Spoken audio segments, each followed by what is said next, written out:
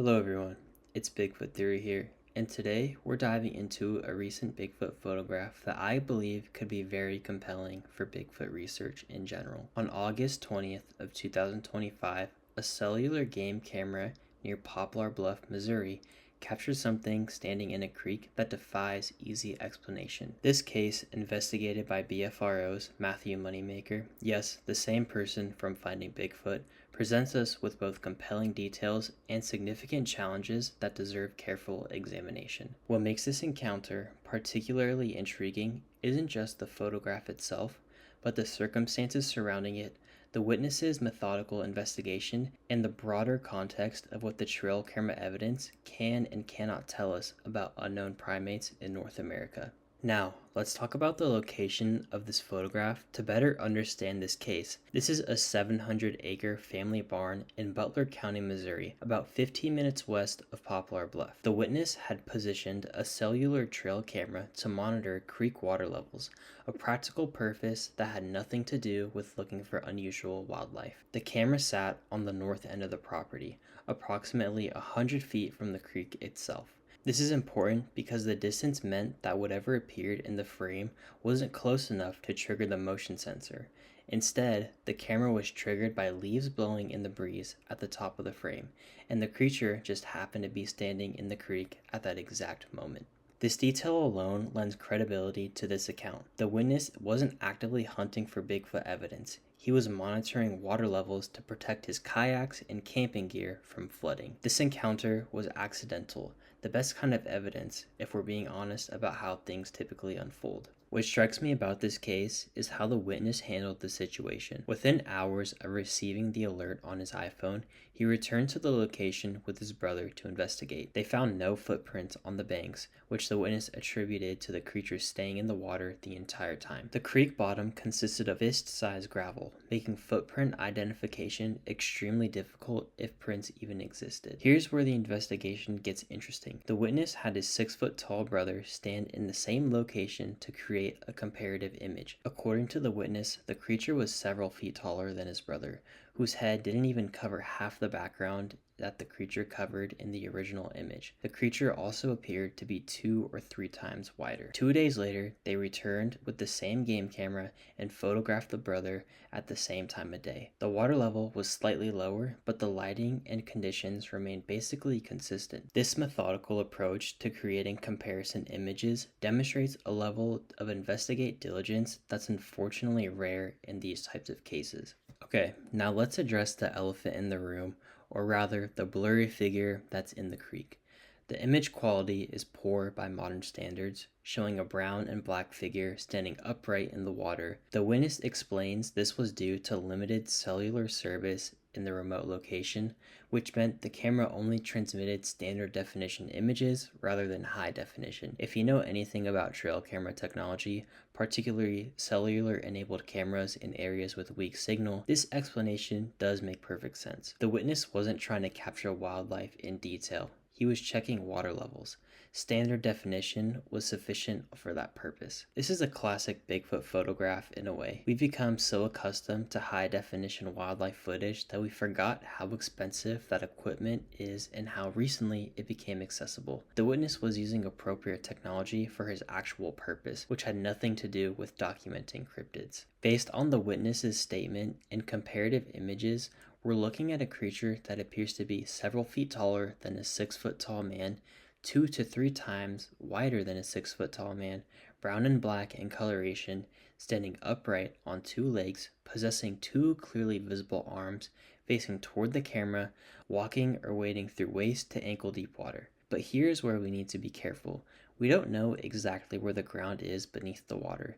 We can't see the creature's lower body clearly. The margin of error in these estimations is significant, perhaps as much as 5 feet, according to the investigator's notes. What was this thing doing in the creek? The witness described the creature as appearing to walk toward the camera before the image was captured, Within 10 to 15 seconds of pulling up the live view on his cellular app, the creature was gone, no longer visible in the frame. This rapid departure suggests awareness and intentional movement. If we accept the premise that large unknown primates inhabit North American wilderness, then using waterways to avoid leaving trackable evidence makes perfect tactical sense. Water doesn't hold footprints.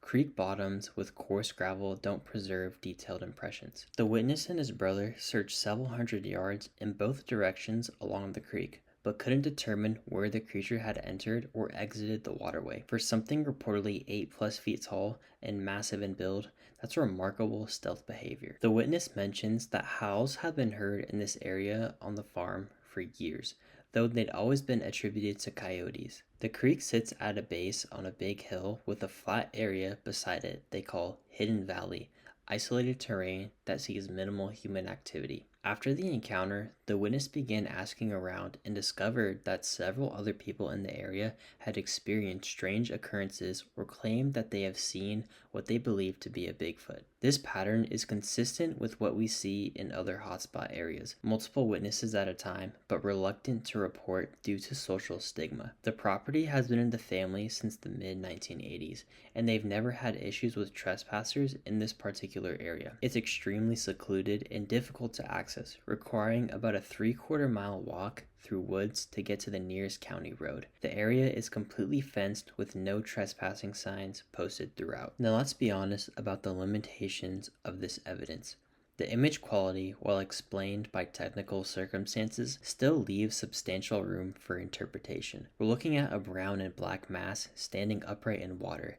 Could it be a person in dark clothing? Could it be a bear standing on its hind legs? The lack of physical evidence, no hair samples, no clear footprints, no follow-up sightings, means we're relying entirely on a single low-resolution image from the witness's credibility. The comparative analysis with the brother standing in the same location is helpful, but it assumes the brother was just positioned exactly where the creature stood, which involves some educated guessing. The witnesses claim that the creature was too far from the camera to trigger it, while plausible also means we can't verify that a large animal was actually present through the camera's normal detection mechanisms. The image exists because of timing coincidence with wind-blown leaves, not because of the subject itself. BFRO investigator Matt Moneymaker's involvement in this case does add a lot of credibility to the documentation process. The follow-up investigation included additional context images and analysis, though Moneymaker notes a maximum 5-foot margin of error in height comparisons, a significant range that could put the subject anywhere from slightly above human height to genuinely massive. Also, I'm going to link Matt's original report in the description below so you could check out what he has to say for yourself. The provision of uncropped images, the series of other photos from that day triggered by the same leaf movement, and the iPhone comparison photo all demonstrate transparency in presenting the evidence. This isn't a case of selective image release or suspicious cropping. We're seeing the full context. In my opinion, this encounter exemplifies both the promise and the frustration of trail camera evidence in cryptozoology. The circumstances are credible here. Accidental capture, practical camera placement, methodical follow-up investigation. The witness doesn't appear to be seeking attention or profit, and the property's remote location makes hoaxing more difficult, though certainly not impossible. But the image quality, while explained, prevents definitive identification. We're left with a compelling amount and an ambiguous photograph. If unknown primates inhabit Missouri wilderness, this might be exactly what we'd expect to capture, a brief accidental glimpse at the edge of technology's ability to document it. The behavioral elements are consistent with intelligent evasion, using waterways to avoid leaving tracks, rapid departure when detected, and operation in extremely remote terrain with minimal human presence. These aren't the actions of a fabricated creature, they're the tactics of something that has successfully avoided human contact for generations. This photograph from Butler County will never constitute proof of Bigfoot's existence. It's too ambiguous, too low in resolution, too dependent on circumstantial context. But for those already convinced these creatures exist based on other evidence, this case fits the pattern perfectly.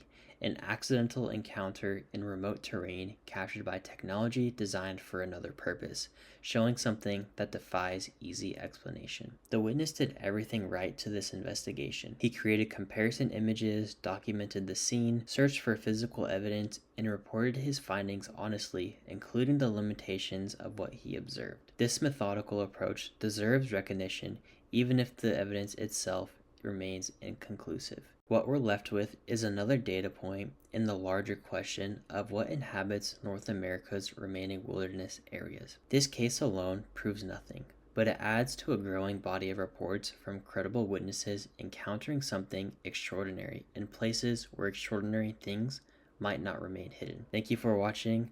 Make sure to like and subscribe, and I'll see you next time.